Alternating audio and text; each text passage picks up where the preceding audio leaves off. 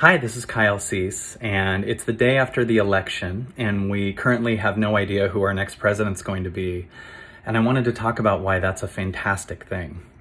You know, I believe that we have a lot of traumas that show up in our body, and when it shows up, we go to an addiction. We go to alcohol or the internet or a dating app or overeating or whatever else to not quite feel the stuff that's here, which would actually cause it to release.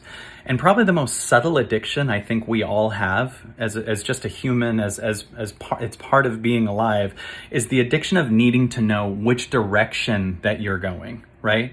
Like by now, usually after the election, we know, okay, that's going to be our president. We actually have something we can tangibly, mentally grab onto and see what our future is going to be. But today, we have no idea. There's so much going on. And that's when the collective light kind of can shine on something bigger.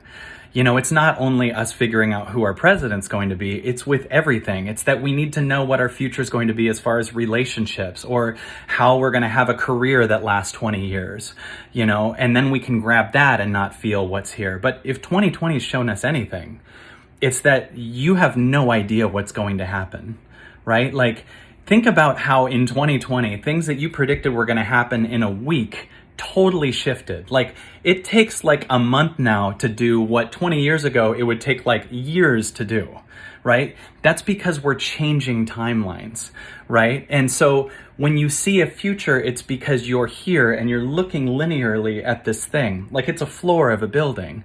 But if you understand that you're much more like an elevator and it's going up, oh, that's the future. And the next day it's like, oh, that's the future. It keeps changing and changing.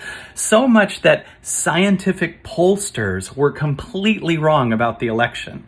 That's because when they made their predictions, they were on a different timeline than when the election happened. So what you can take from that is that you actually have no idea what's going to happen. And that idea of what your future is going to be is a little lie that we grab onto to avoid the stuff that's here. But when we let go of what the future is going to be, we suddenly get here and the collective light can shine on what's inside. And there's good stuff in here that needs to be held and loved and seen.